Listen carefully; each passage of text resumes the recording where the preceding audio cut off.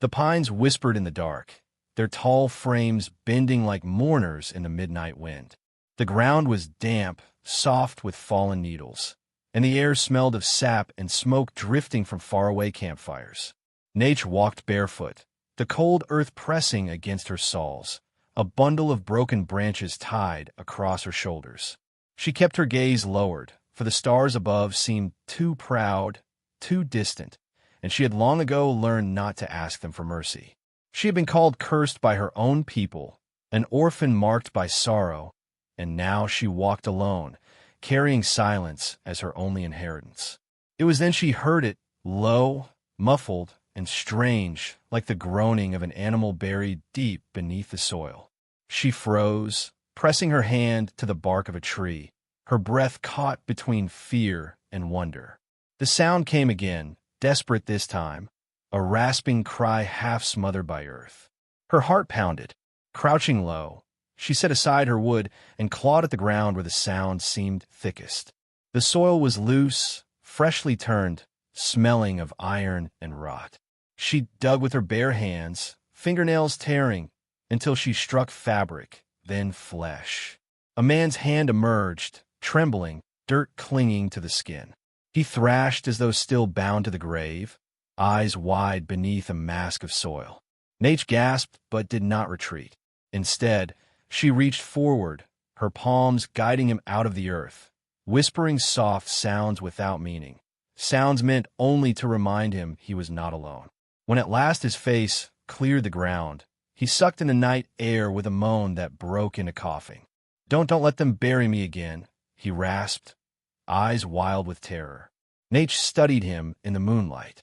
He was broad, his chest rising like a hill under torn clothing, his cheeks rounded with flesh yet drained of color. Dirt clung to the dark beard along his jaw. He looked both powerful and ruined, a man pulled from death by chance. She steadied him as he tried to rise, his heavy body nearly toppling against her slight frame.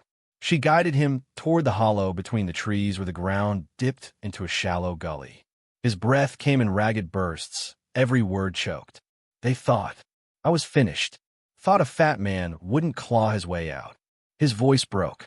I heard them laughing as the dirt closed in. Nate fetched water from her bundle, lifting it gently to his lips. He drank as though each drop were a prayer answered. When he slumped against the roots of a pine, exhaustion pulling him down, she stayed beside him, listening as his words stumbled into silence. The cattle baron Elias McGraw had lived his life among whispers, though Nate did not yet know his name. Only days before, he had ridden into town dressed in his finest coat, expecting to meet his mail-order bride.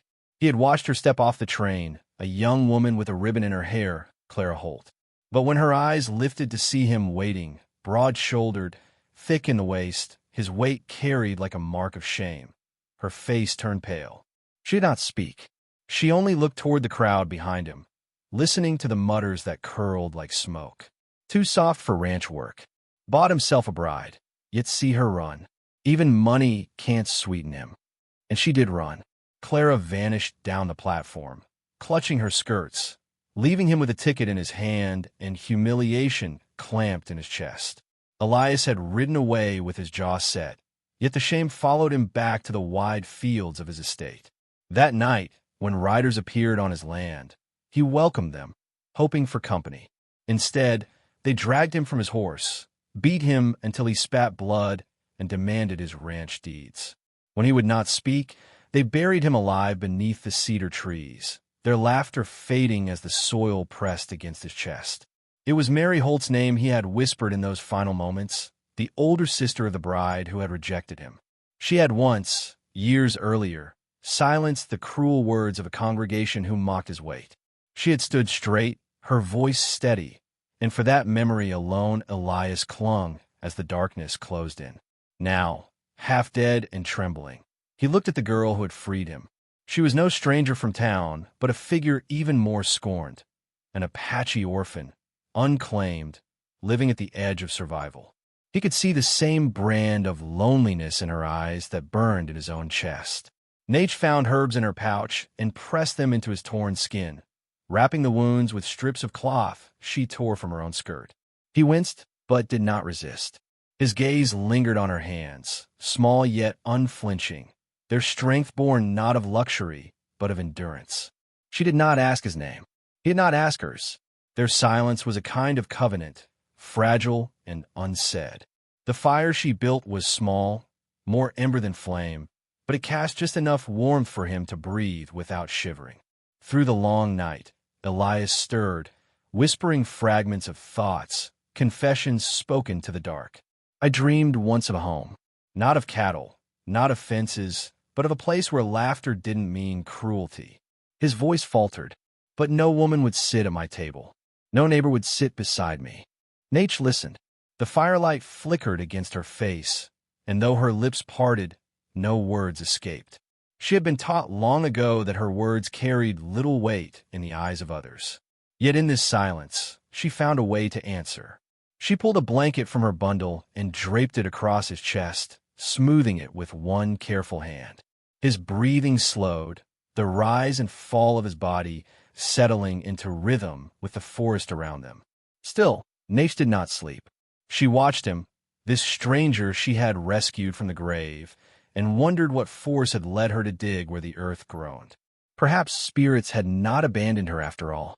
The moon shifted west, the night deepened, and somewhere beyond the trees a coyote cried. Elias stirred once more, eyes fluttering open. In the silence between them, he whispered words so soft they seemed to belong more to the wind than to his tongue. "If they come again," he said, voice breaking, "I won't crawl out twice." The fire hissed low, and Nature's gaze did not falter. She understood, and yet, deep in her chest, a decision stirred, quiet, certain, and as unyielding as stone. She would not let the earth take him again. The dawn came slow, painting the forest in bands of pale gold, and with it Elias McGraw rose from the hollow where Nate had kept him alive. His body still ached, every bruise and cut a reminder of the man who had laughed while burying him, but there was a stubborn light in his eyes now, a refusal to sink back into the earth. Nate watched him as he struggled to stand, leaning against the pine, his breath uneven. She offered no words, only steadied him with her hand.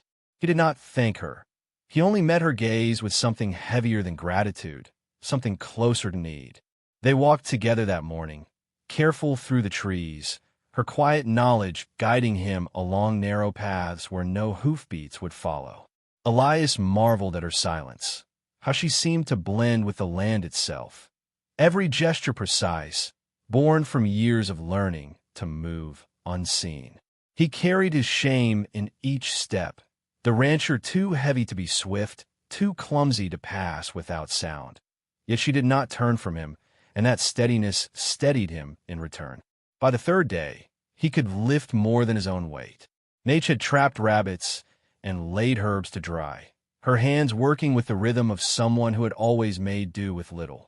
Elias shared bread from the saddlebag he had managed to salvage, breaking it in half each time before she could protest.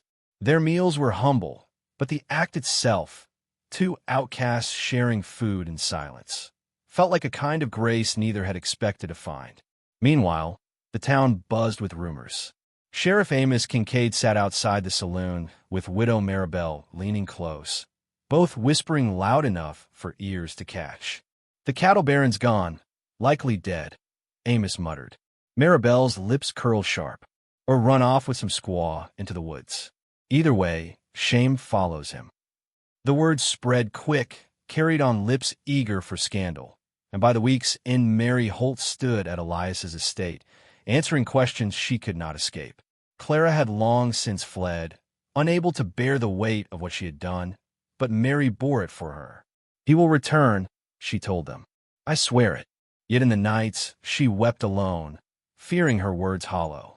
Back in the woods, Elias found his voice loosening near the firelight. One evening, he spoke of what had been whispered to Nate the night she freed him. "They buried me, and I thought of Mary Holt. Not because I loved her, but because once she defended me when I was mocked in church. That single moment kept me breathing." His eyes lowered, ashamed of needing so little. Nate stirred the fire, the sparks leaping skyward. Then, In a voice scarcely more than a breath, she answered. They say I am cursed because no man will claim me.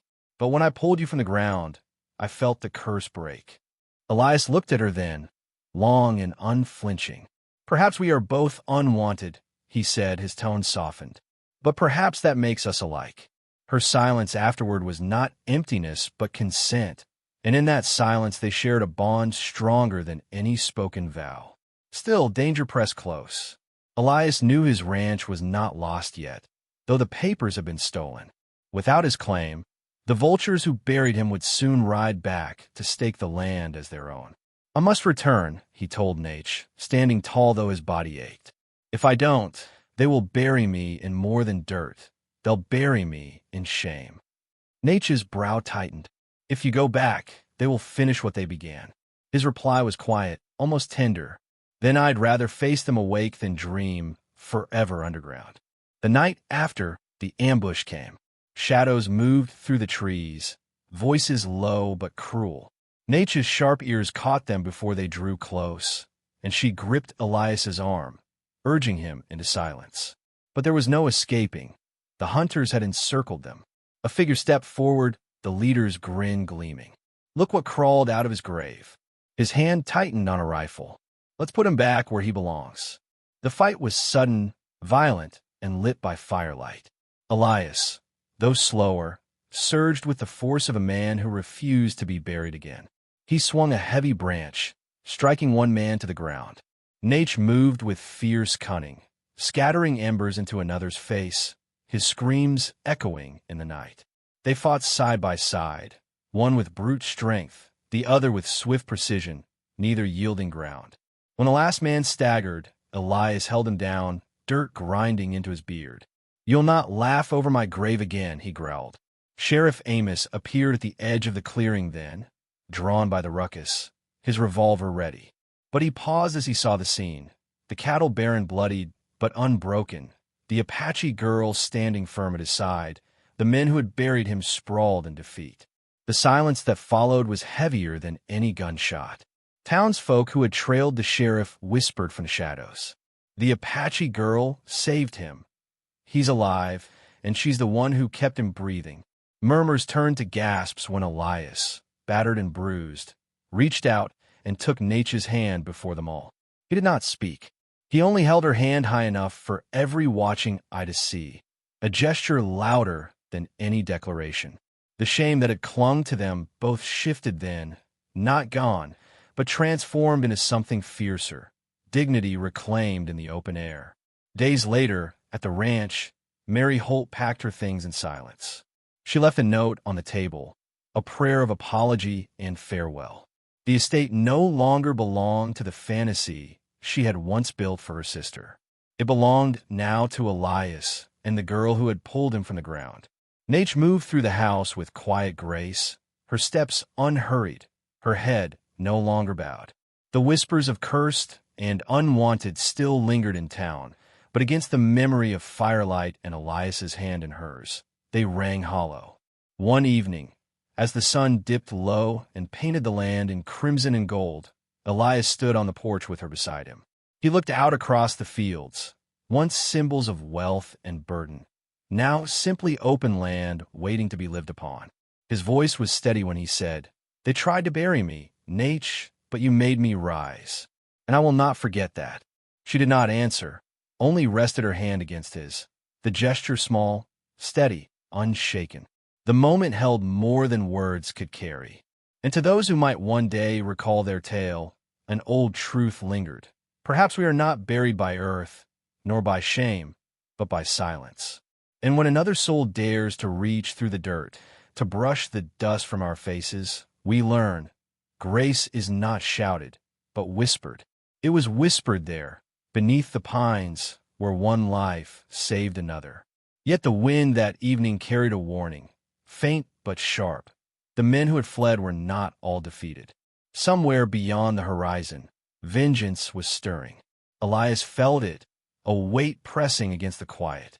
He tightened his grip on Nate's hand, the fire of survival still burning in his chest. He would not crawl from the earth a second time.